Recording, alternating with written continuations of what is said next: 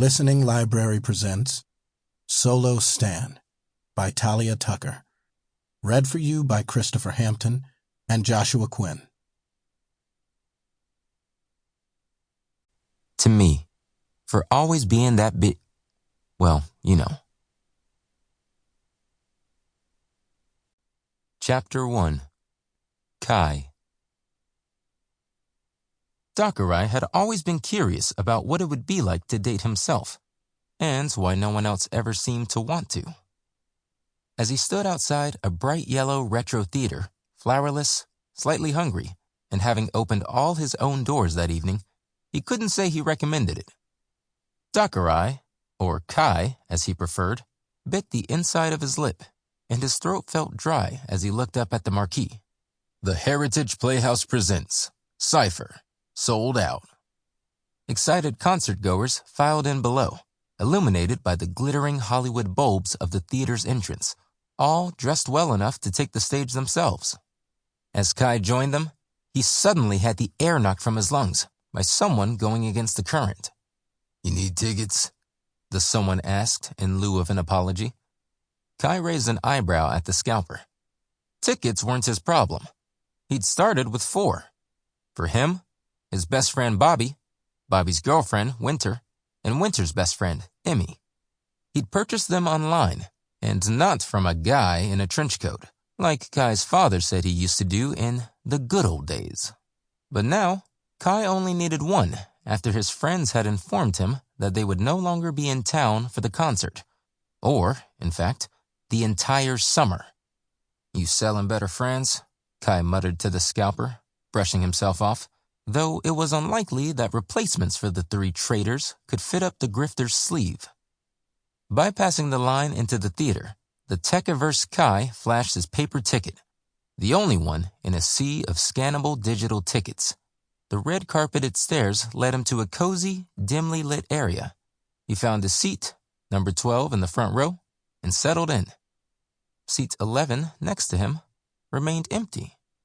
Another solo attendee, perhaps, he thought.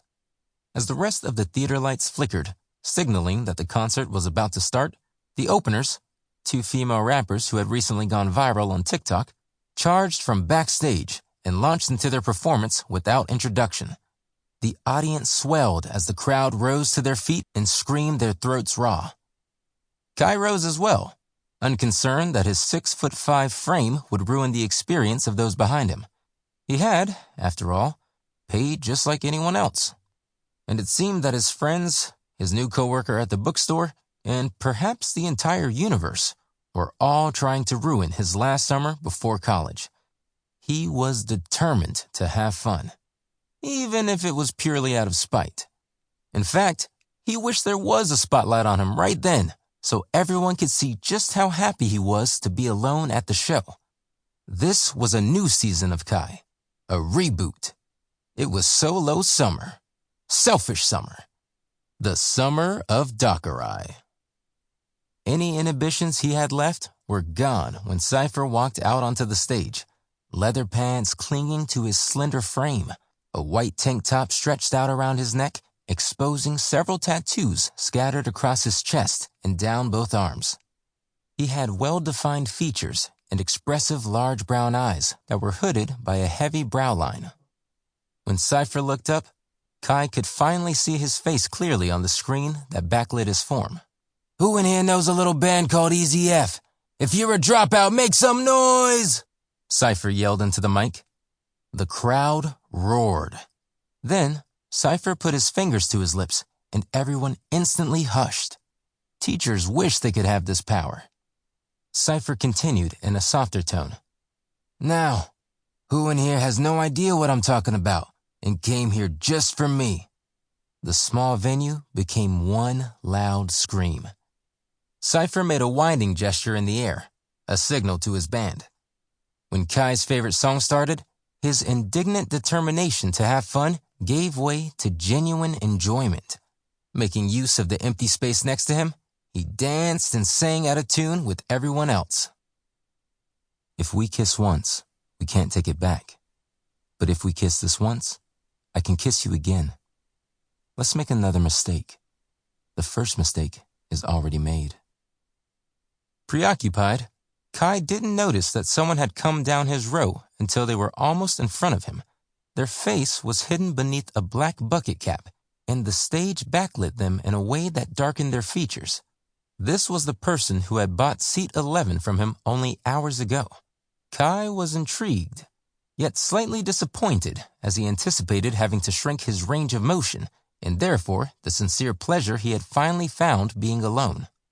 Before seat 11 could sit, an amp blew out, releasing a feedback loop that pierced through the theater and caused everyone to collectively clap their hands over their ears.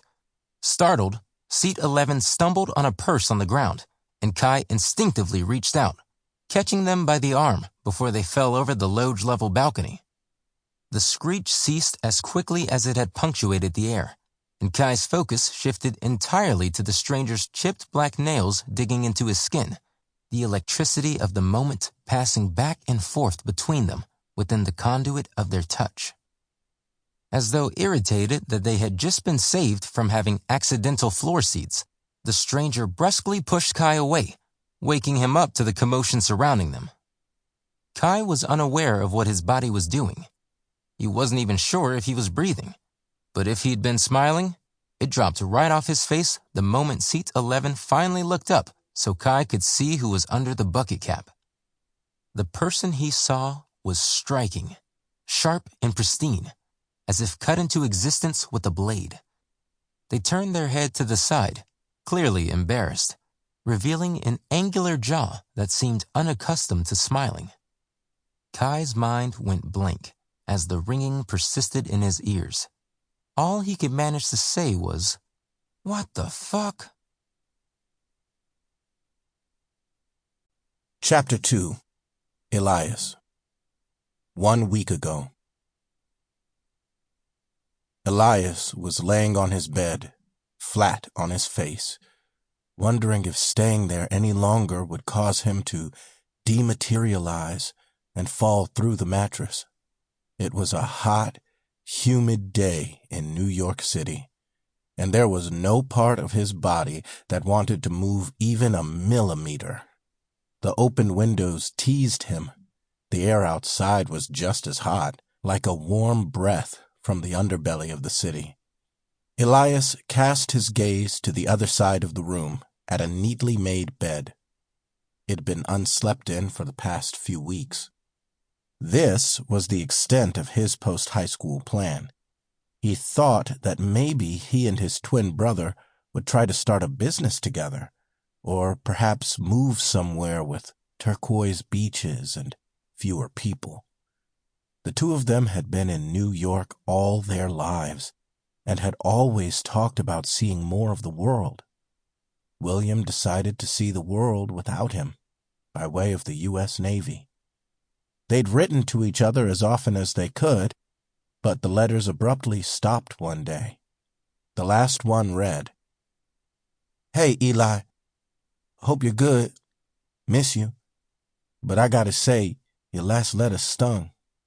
Mom and Dad are gonna do what they're gonna do, and Nia's not a kid anymore. Maybe things weren't like this before, but now it feels like you're the one needing us more than we need you. I didn't abandon the family. I found a place for myself over here. Maybe it's your turn to do the same. You're a few minutes older than I am, but you're not my big brother. William." Sliding the letter under his pillow for the 100th time, Elias looked up at the popcorn ceiling and sank into his thoughts. Without William, Elias's future felt uncertain. Despite his lengthy in-school and out-of-school suspension record, Elias was a decent student, yet college still didn't seem like the right path. He graduated with a class of about 75 other kids, most of whom only went to college to prove something to their parents.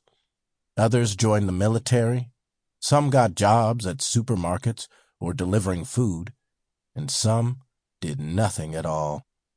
Because the class was so small, everyone knew everyone else's business. When they all found out William was joining the military, Sample complete. Ready to continue?